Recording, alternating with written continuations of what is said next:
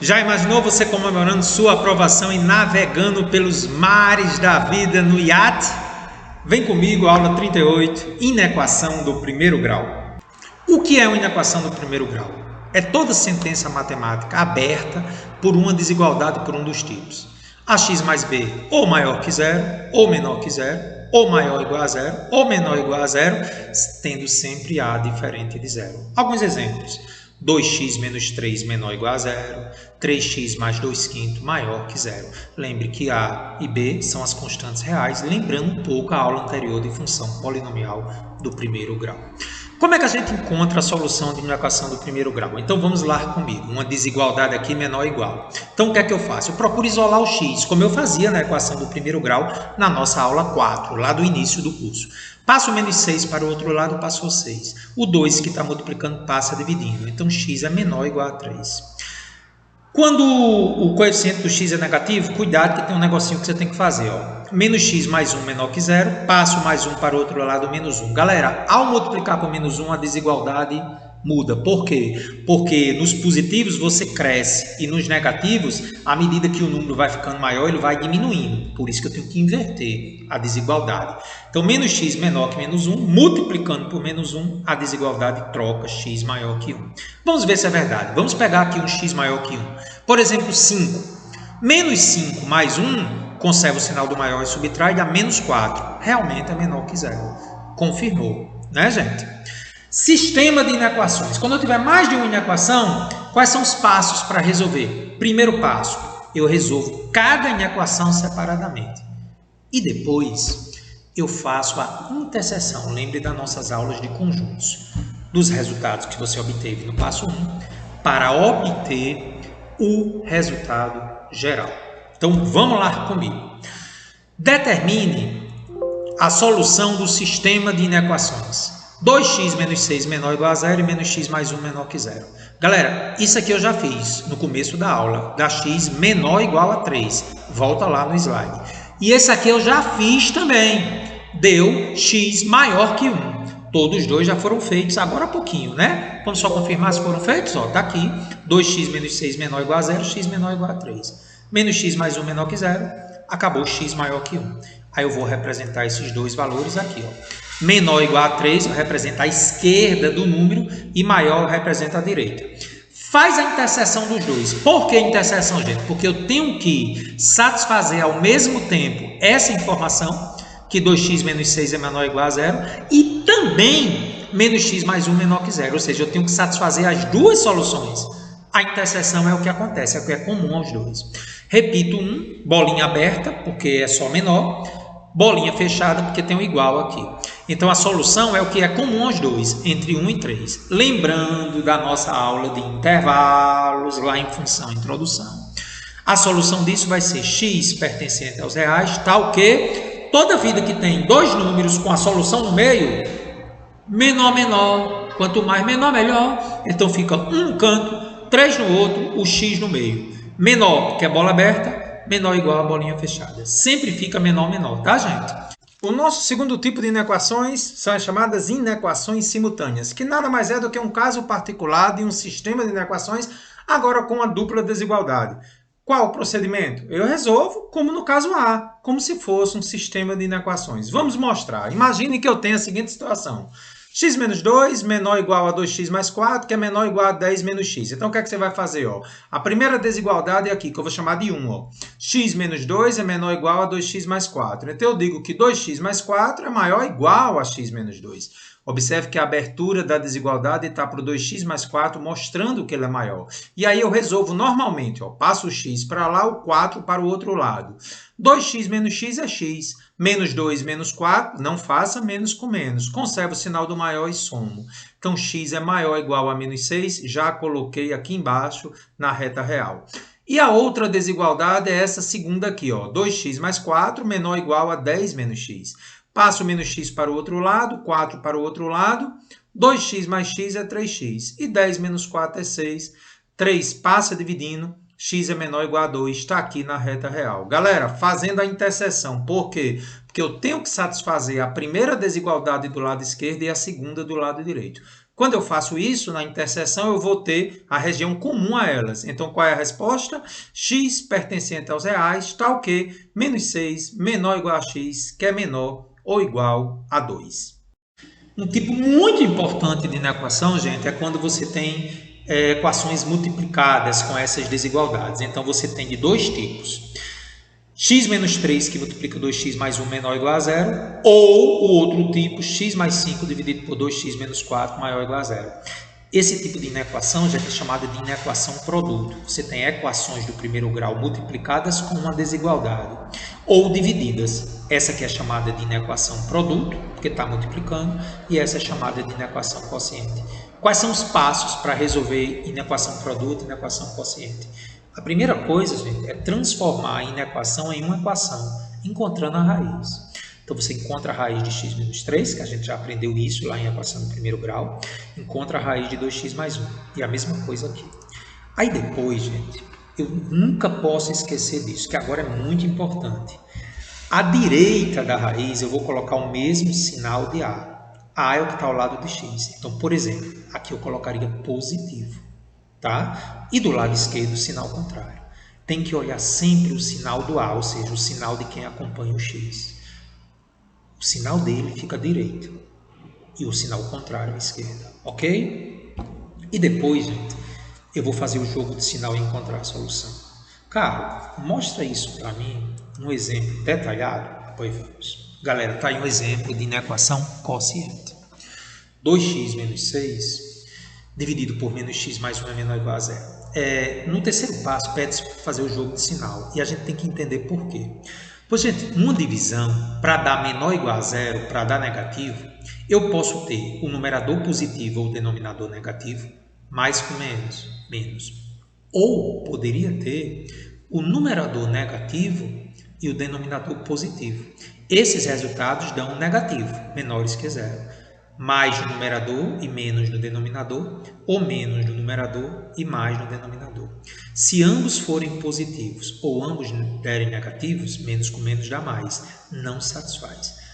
Por isso que nas inequações dividindo ou multiplicando, eu tenho que fazer o jogo de sinal. Mas esse jogo de sinal só pode ser feito se você achar a raiz. Então vamos fazer as raízes. Igualei a 0 para achar a raiz. Achar a raiz é zerar, né, gente? Então, 2x menos 6 igual a 0, 2x menos 6 igual a 0, passo o menos 6 para o outro lado. 2 está dividindo, o 6, x deu 3. Atenção, olha a regrinha. Qual o sinal de x? Positivo, 2 é positivo. À direita da raiz eu boto positivo e à esquerda eu boto negativo. Isso acontece, gente, porque essa função polinomial do primeiro grau é crescente. Lembra que quando A é positivo ela é crescente? Esse é o motivo dessa aula estar depois de função polinomial do primeiro grau, tá? Reta crescente, por isso que aqui fica positivo, porque ficou acima do eixo x, e essa aqui ficou abaixo do eixo x. A outra solução, menos x mais 1. Olha só agora, igualei a 0. Menos x mais 1 igual a 0, passo mais 1 para o outro lado, menos x igual a menos 1, multiplicou por menos 1, x é 1. Atenção, qual é o sinal ao lado de x? Negativo. Negativo para a direita da raiz é o sinal do x, negativo, e a esquerda é positivo. Veja, como é uma reta decrescente, ela decresce. Por isso que desse lado fica positivo e aqui fica negativo. Tem um detalhe aqui, a bolinha tem que ser aberta porque está no denominador, não existe divisão por zero. Portanto, gente, pegando os resultados da primeira parte, que é x igual a 3, positivo à direita e negativo à esquerda, podendo ser 3, porque é igual. E a parte de baixo, que é 1. Por que 1 ficou negativo à direita? Parou, não passe agora. Quem é o sinal de x? Negativo. Ele fica à direita da raiz, negativo, por causa da reta decrescente, lembra? E positivo para lá. Gente, jogo de sinal, porque tem que dar menor ou igual a 0. Aqui é menos e aqui é mais. Menos com mais, menos. Faz parte da solução, porque ele quer que seja menor que 0, negativo. E entre 1 e 3, menos com menos, mais. Não faz parte da solução, porque é positivo e ele quer os valores negativos. E aqui, ó, mais com menos, menos. Faz parte da solução, que ela é menor ou igual a 0. Então, a solução dessa inequação quociente, utilizando jogo de sinal, não pode fazer interseção, será x menor que 1 que está à esquerda, e atenção agora, como a outra solução está do outro lado, eu tenho que botar o ou, viu? X é menor que 1, ou, porque está do outro lado, x maior ou igual a 3. Por que a bola ficou aberta? Porque é denominador. Embaixo, nunca feche a bola, bolinha aberta. Essa é a solução dessa inequação quociente, ok? Retomando agora a determinação de domínio. Você lembra que é o domínio? É a condição para algo existir. Então, com a função exista. Então, qual é a condição para isso existir? É que 1 menos x sobre x seja maior ou igual a 0. Porque não existe a raiz quadrada de número negativo. Então, recaiu numa inequação quociente. Então, eu vou fazer 1 menos x sobre x maior ou igual a 0. Estudo do sinal separado. Transforma em equação. 1 menos x igual a 0. Passa o menos x para o outro lado, x é 1. Se x é 1, qual é o sinal de x à esquerda de x? Negativo. Atenção! Sinal de x fica à direita da raiz, negativa à direita. E o outro sinal positivo à esquerda. X igual a 0, que é a raiz. Se é 0, qual é o sinal de x? Positivo. Positivo à direita, negativo à esquerda. Gente, tem que olhar para o sinal ao lado do x. Negativo fica à direita. Se fosse positivo, ficaria à direita também, como aqui, ó, tá? E o sinal contrário sempre à esquerda. Fazendo agora o joguinho de sinal, porque eu não posso fazer inequação com interseção, porque é o jogo de sinal. Para que isso dê positivo, vamos lá, mais com menos é menos. Não, eu quero que dê positivo, mais com menos é menos. Mais com mais faz parte da solução. E menos com mais, menos. Então, gente, a solução desse domínio está entre 0 e 1. Por que que 0 fica a bola aberta? Porque é denominador. Na parte de baixo, nunca abre a bola, fica aberta. Nunca fecha a bola, fica aberta. Solução, x pertencente aos reais, tal que 0 menor que x, que é menor ou igual. Legal, né, Carlos? Beleza. Carlos, pode acontecer inequações em que você tem desigualdades em termos de reta. Então, por exemplo, y igual a x menos 1, se você construir o gráfico dessa reta aqui, eu fiz isso na aula anterior. Vamos só relembrar. Quando x é 0, y é menos 1. Está aqui, ó. Quando o y é 0, menos 1 passa para lá, x é 1. Então, essa é a reta y igual a x menos 1. Lembre que eu construí uma reta dessa na aula anterior. Como ele quer maior, então tudo que tiver acima da reta é a representação gráfica da inequação. Maior que x menos 1 fica acima da reta. E se fosse menor, ficaria abaixo da reta. Isso é muito importante, tá? Muito bem, Carlos. Depois de 15 minutos de teoria, vamos aos exercícios de inequação do primeiro grau. Questão maravilhosa, hein? Maria resolve ser empreendedora. Para isso, investiu R$12.000 em custos fixos para a compra de todos os equipamentos necessários à fabricação de cachorro-quente. Cada unidade de cachorro-quente tem um custo de R$1,50 e é vendido por R$2,40. Se ela vende uma quantidade máxima de 50 cachorros-quentes por dia, qual o tempo mínimo necessário para que ela passe a ter retorno do seu investimento? Ou seja, para que ela passe a ter lucro. Muito bem, Carlos. A inequação do primeiro grau ela será montada a partir das funções venda, custo e lucro, como a gente fez na aula anterior, que vai depender do número de unidades comercializadas. Então, vamos começar. A função venda. Cada cachorro-quente é vendido a R$2,40. Se ela vender um cachorro-quente, R$2,40 é o apurado. Se ela vender dois, R$2,40 vezes 2. Se ela vender X, R$2,40 vezes X. Essa é a função venda. A função custo, gente, inclui uma parte fixa, que é o B, mais a parte variável, o valor por unidade, é o A. Então, o B é 12.000, que é o custo fixo, aula anterior, e 1,50 é o valor por unidade, que é o A. Então, o custo dela é a função polinomial do primeiro grau, 12.000 mais 1,50x. E o lucro, cara, é o quê? Venda menos custo. Todo lucro é o que você apurou, você vendeu, menos o custo. Substituindo com um perigo, viu? Na hora de substituir o custo, tem que botar os parênteses, porque é uma expressão. Nunca esqueça de colocar os parênteses. Então, vai ficar 2,40x menos, dentro do parênteses, 12.000 mais 1,50x. Joguinho de sinal, né, Carlos? Menos com mais dá menos, menos com mais dá menos. 2,40x menos 12.000 menos 1,50x. 2,40x menos 1,50x dá 0,90x, menos 12.000. Essa é a função lucro dela. De acordo com o enunciado, ele quer saber o tempo mínimo necessário para que ela passe a ter retorno. Só tem retorno se tiver lucro. Então, a função lucro dela tem que ser maior que 0. Ou seja, a inequação lucro maior que zero. 0,90x menos 12.000 maior que zero. Passa o 12.000 para o outro lado e depois divide o 0,90. Ele passa positivo. Então, x é maior que 12.000 por 0,90. Então, ela precisa vender mais que 13.333,33 cachorro-quentes. Mas a questão perguntou o número de dias. Ele disse que era 50 unidades por dia. Então, se eu pegar 13.333,53 e dividir por 50 cachorro-quentes por dia, eu vou achar o número de dias. O número de dias tem que ser maior que 266,67. O próximo que vai me dar lucro é 267, porque tem que ser maior que isso. 267 dias, letra C. Ei, Carlos, que questão massa. Questão da FUVEST, que poderia estar dentro do contexto de matemática financeira. Mas como a gente já viu porcentagem, vamos fazer aqui. Um apostador ganhou um prêmio de R$1 milhão na loteria e decidiu investir parte do valor em caderneta de poupança, que rende todo ano 6%. E o restante em um fundo de investimento, que rende todo ano 7,5%. Apesar do rendimento mais baixo, a caderneta de poupança oferece algumas vantagens. E ele precisa decidir como irá dividir o seu dinheiro entre as duas aplicações. Para garantir que após um ano o rendimento total seja de, no mínimo, pelo menos R$72 mil, a parte da quantia a ser aplicada na poupança deve ser no máximo. Galera, de acordo com o enunciado, existe um valor aplicado na poupança e existe um valor aplicado no fundo. Então vamos lá comigo. Valor aplicado na poupança eu chamei de C, valor aplicado no fundo eu chamei de F. Então é lógico que o valor total que ele tem é valor da poupança mais o valor do fundo tem que dar 1 milhão. Isolei aqui o valor do fundo, poderia ser o contrário. Mas como ele quer poupança no enunciado, eu vou isolar o F para ficar incógnita como C. Então o valor do fundo é 1 milhão menos C.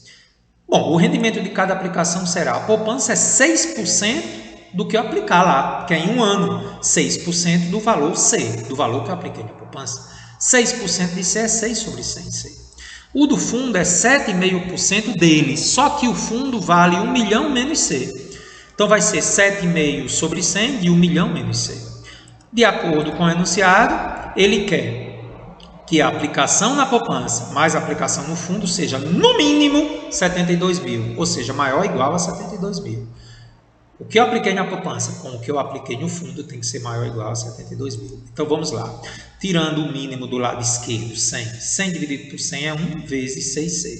100 dividido por 100 é 1 vezes, continua do mesmo jeito aqui em cima. Isso tem que ser maior ou igual a 72 mil.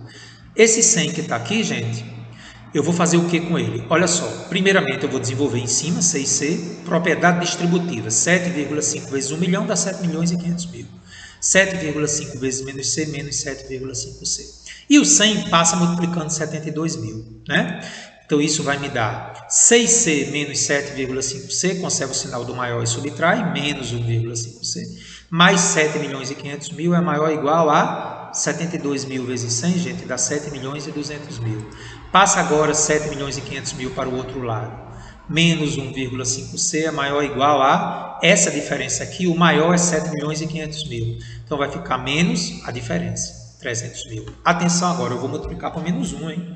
Porque aqui está negativo. Multiplicando por menos 1, muda o sinal da desigualdade.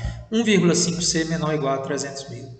Passa 1,5 dividindo. C é o valor aplicado na poupança, gente, que é no máximo 200 mil. Por que no máximo 200 mil? Porque não é menor ou igual? Pode ir até 200 mil.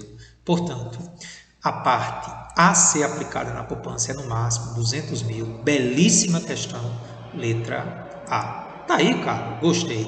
Questão número 3, vamos direto agora lá para Santa Catarina. Uma pessoa compra um terreno de 40 metros de comprimento por 20 metros de largura. Ela deseja construir uma casa. Estabelece ao arquiteto contratado pelo projeto certas condições. Primeiro, a área destinada ao lazer deve ter 200 metros quadrados. Segunda condição, a área interna da casa mais a área do lazer devem ultrapassar 50% da área total do terreno. E a terceira condição, o custo da construção da casa deve ser menor que R$ 450 mil. Sabendo que cada metro quadrado custa R$ 1.500, qual é a área interna da casa que o arquiteto irá projetar? Ela vai estar entre alguns valores, vai ser maior ou menor que alguns valores. Para a gente resolver essa belíssima questão, gente, vamos obedecer às condições. A primeira condição é que a área de lazer seja de 200 metros quadrados. Eu vou chamar de L. Área de lazer, 200 metros quadrados. Condição 1 é que ele quer. A área interna da casa eu vou chamar de X, que eu não conheço. A área total eu vou chamar de T. E essa área total, gente, é a área do terreno, 40 por 20, um retângulo, 800 metros quadrados. Então, eu tenho a área do lazer, que eu chamei de L, já é 200 metros quadrados, e ele disse isso no enunciado. A área interna da casa eu não sei, e a área total eu sei, é 40 vezes 20, que é um retângulo, 800 metros quadrados. Agora, vamos atender as outras duas condições. A segunda condição diz o seguinte: a área interna da casa, que eu chamei de X, somada com a área do lazer, que é 200, devem ultrapassar 50% da área total. Então, tem que ser maior. Então, a área interna da casa mais os 200 da área de lazer tem que ser maior, porque tem que ultrapassar 50% da área total, que é 800. 50% de 800 é a metade de 800, 400. Passa o 200 para lá. A primeira condição que a primeira equação que a gente vai ter, x tem que ser maior que 200 metros quadrados. Ou seja, a área interna da casa tem que ser maior que 200 metros quadrados. A outra condição é que o custo da construção da casa deve ser menor que 450 mil, sabendo que o metro quadrado de construção da casa vale 1.500. A construção da casa é o X, tá, gente? A área da casa. Então, se eu multiplicar o preço do metro quadrado 1.500 pela área interna da casa, não pode ser, tem que ser menor que 450 mil. Então, 1.500x menor que 450 mil. X tem que ser menor que 300 metros quadrados. Então, a primeira condição, x tem que ser maior que 200 metros quadrados. E a segunda condição, x tem que ser menor que 300 metros quadrados. Fazendo a interseção para satisfazer as duas inequações, a interseção dá entre 200 e 300. Então, resposta: a área interna da casa tem que estar entre 200 metros quadrados e 300 metros quadrados. Letra C. Gostou da questão, né? Obra-prima, né, gente? Questão número 4. No Brasil, as leis de trânsito considera dirigir em estado de embriaguez quando o nível de álcool do sangue for igual ou superior a 0,2 gramas por litro. Considere que NP está o nível de álcool no sangue em gramas por litro. Em função da massa M de uma pessoa em quilogramas, depois dela ter ingerido um copo de cerveja. Sabe-se que um copo de cerveja existe em 10 gramas de álcool. Beleza. NP é a divisão entre a massa em gramas de álcool existente no copo de cerveja e o volume em litros do fluido orgânico da pessoa. Então, você entendeu, gente? Esse NP é a divisão da massa pelo volume do fluido orgânico da pessoa. Só que o volume do fluido orgânico de cada pessoa é, numericamente, não se preocupe com a unidade, 70% da sua massa. Nas condições do enunciado, quem não deve dirigir depois de beber um copo de cerveja? Ele faz algumas suposições que nós vamos analisar após resolver a questão. Analisando com muita calma o enunciado da questão, gente, pelo enunciado, NP é a divisão entre a massa em gramas de álcool existente no copo de cerveja, que isso já foi dito que era 10 gramas, e o volume do fluido orgânico, que foi dito no enunciado, que ele vale 70% da massa em quilogramas. Eu não preciso me preocupar com a unidade. Então, de acordo com essa informação, o NP vai ser 10, que é a massa existente no copo de cerveja, dividido por 70% da massa, que é o volume do fluido.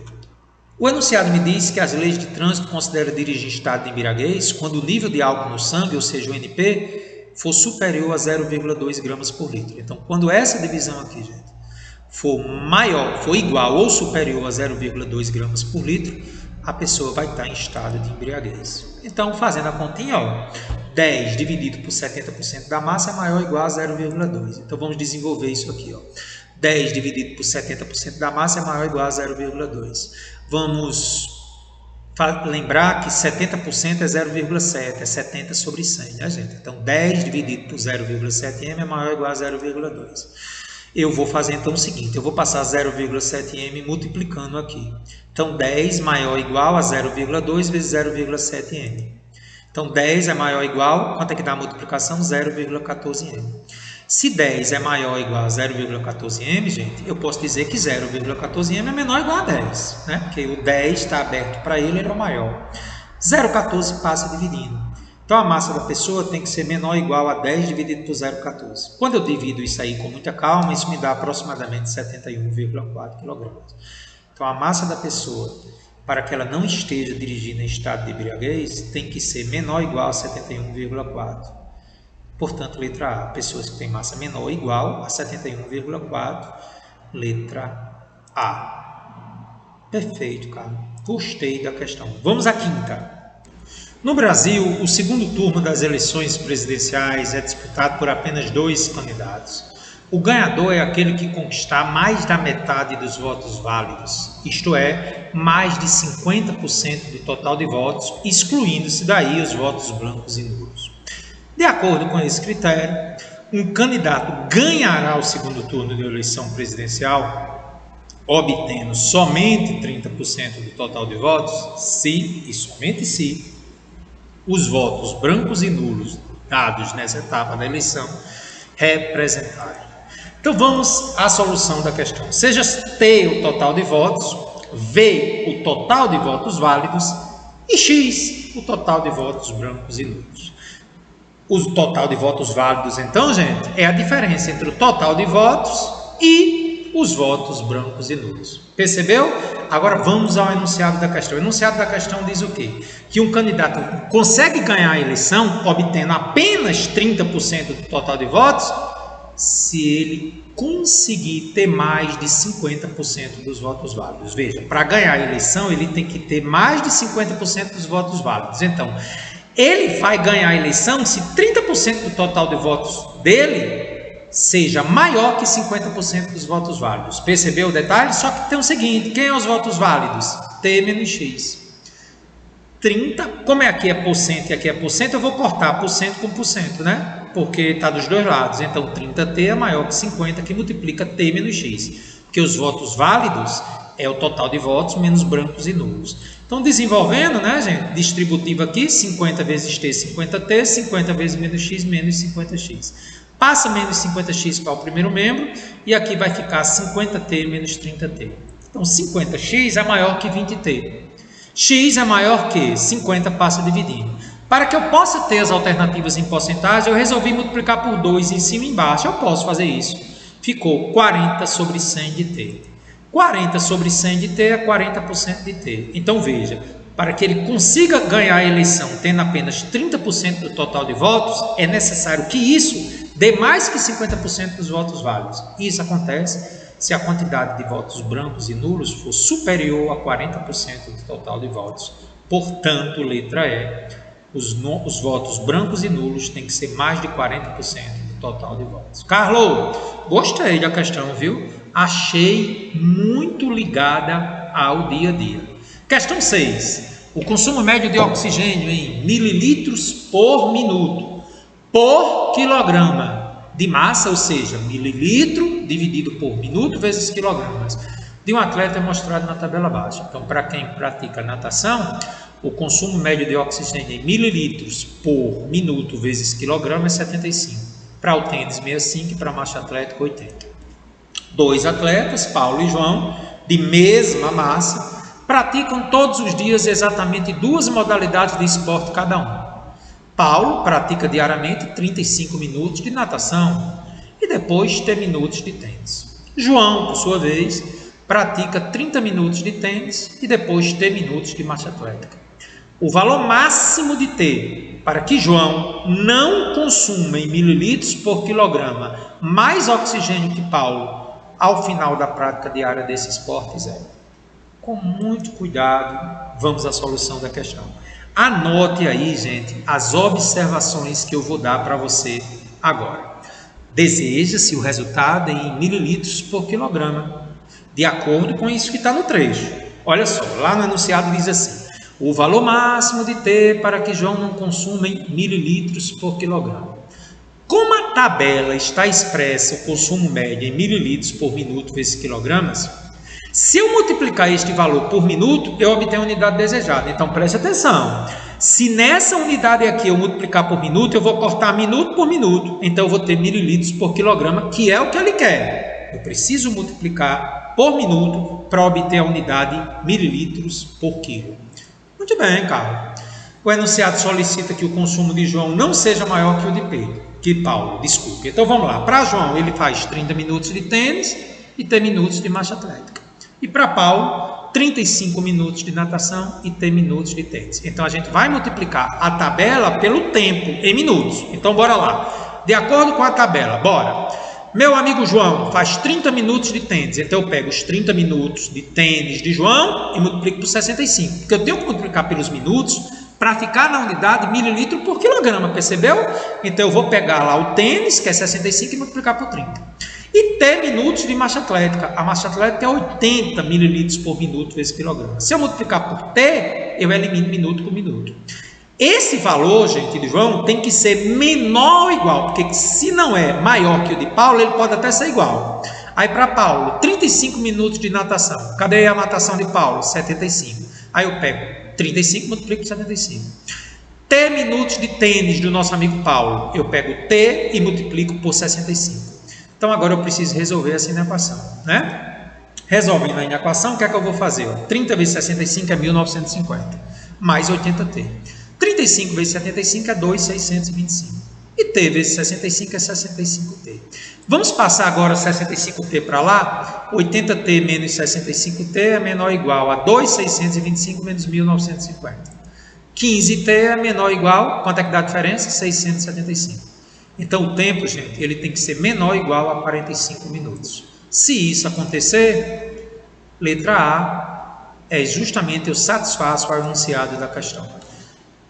Obra-prima espetacular. Obra-prima. Parabéns ao Enem. O HPV é uma doença sexualmente transmissível. Uma vacina com eficácia de 98% foi criada com o objetivo de prevenir a infecção por HPV e, dessa forma, reduzir o número de pessoas que venham a desenvolver câncer do colo de útero. Uma campanha de vacinação foi lançada em 2014 pelo SUS, para um público-alvo de meninas de 11 a 13 anos de idade.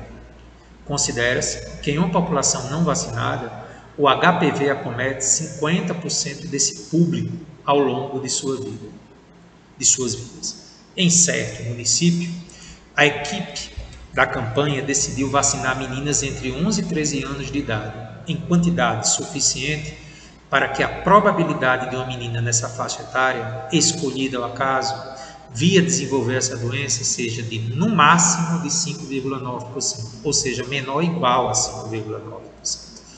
Houve 5 propostas de cobertura de modo a atingir essa meta. Propostas em que dava uma certa vacinação do público-alvo.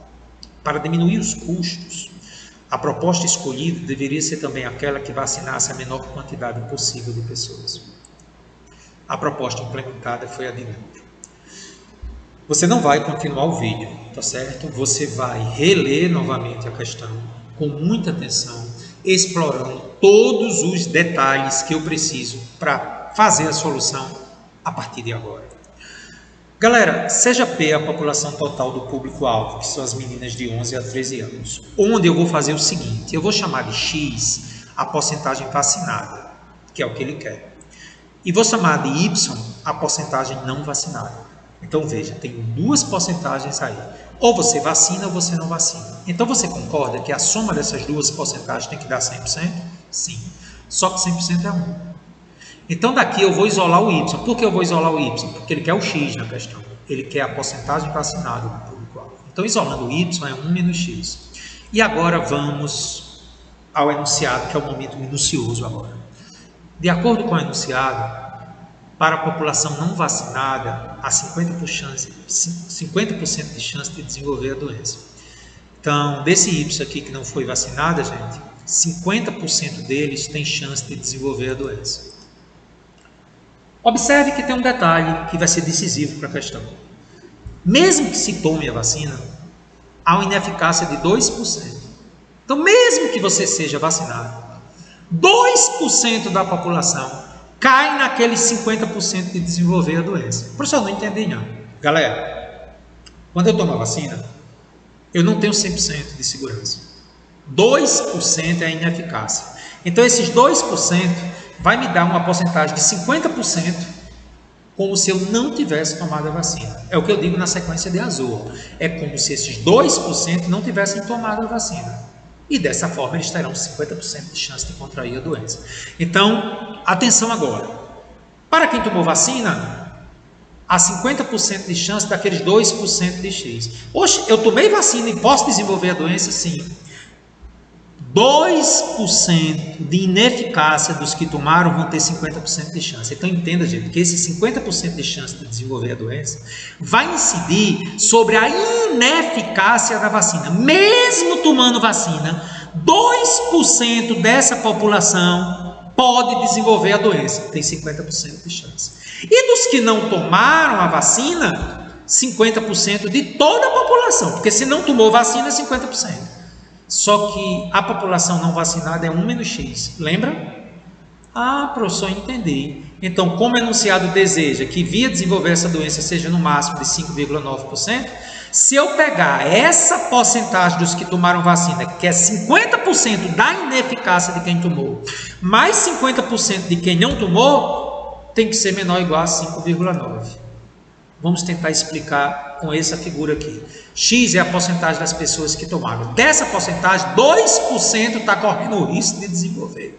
Porque isso aqui é a ineficácia da vacina. Ah, acho que eu entendi por esse desenho. Porque X é quem tomou. Só que de X tem 2% que funciona como se não tivesse tomado a vacina. Ou seja, 50% para esses 2% de X.